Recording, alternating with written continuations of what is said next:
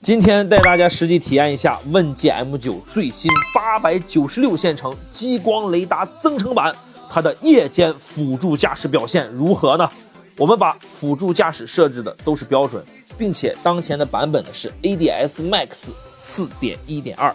这个就正式开始了。像这种等红绿灯，包括说转弯、选择正确的车道，对于当下的 ADS 来说，肯定是没有任何问题的。这个时候我们注意，右前方有一个随意乱停的非机动车，它是可以丝滑绕行的，这个处理的还是没有任何问题的，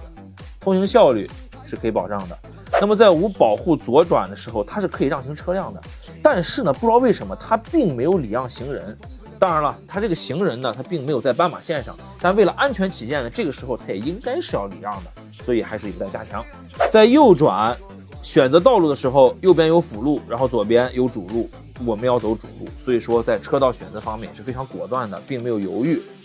那在单独右转效率通行的时候呢，这个时候呢，它还是比较果断的，就是说并没有说是很慢或者很犹豫。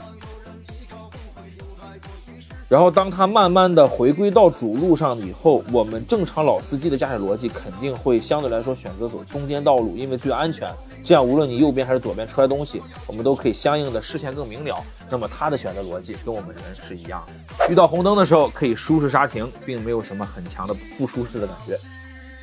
那么在掉头的时候，首先它是能够进行避让，并且呢，现在也是可以支持3点式掉头。就如果说这个路口它确实比较小，它会自己倒一把，然后再掉，就并不会说自动退出了。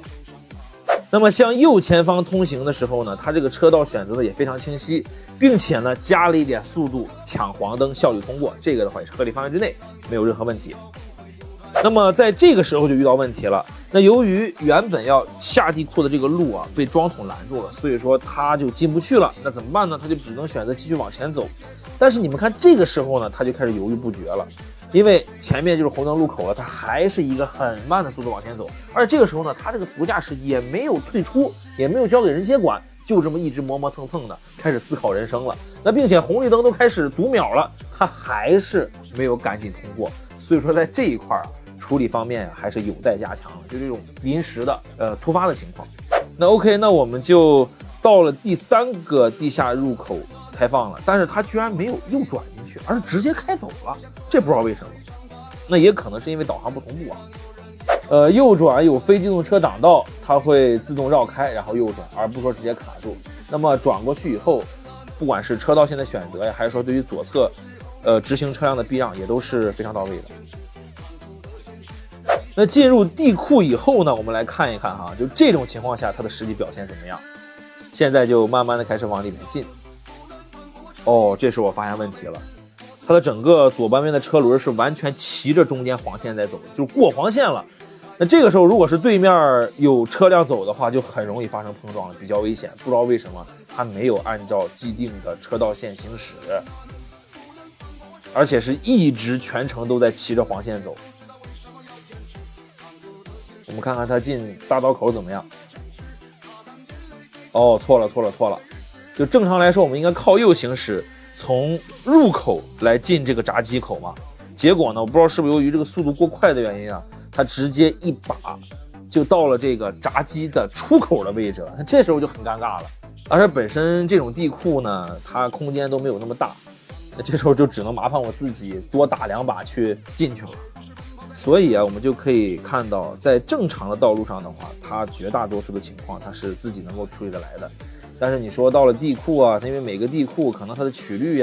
包括说它这个闸机口大小还不一样，这个时候它处理的可能就没有那么好。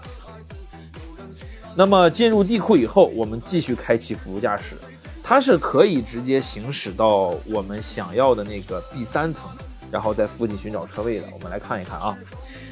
这个也都是全程它在辅助驾驶，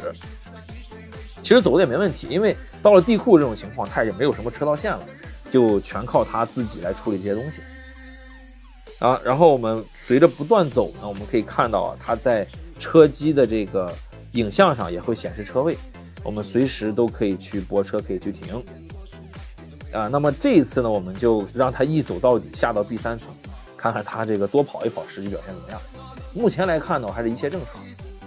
然后当我们选择这个车位以后，它就可以很顺利的自动泊入了。这个是完全 OK 的。虽然呢，我们左右两侧也没太有什么车辆，但如果是有车辆的话，对于现在的 ADS 来说，处理起来应该也不会费太大的劲，这就完全挺好了。那么当我们设置好导航以后，在车位里就可以开始这个辅助驾驶了。它是可以自己驶入车位，并且3点式掉头上楼的。那这个所谓的3点式很简单，就有的时候它可能很小，你一把拐不过去怎么办呢？它就多揉2把呗。就总之就跟咱老司机开车一样，你一把打不过去，你就倒车再揉一把嘛。所以说现在他自己也是可以完成这件事情的。那可能在以往的时候呢，这种情况就需要我们人介入了，但是现在来说完全都没有问题。包括说它从 B3 层再到 B2 到 B1， 就一层一层的往上驶出这个地库，包括说出这个闸机的道口都是 OK 的，就可以慢慢的行驶到了这个正常的道路上。OK。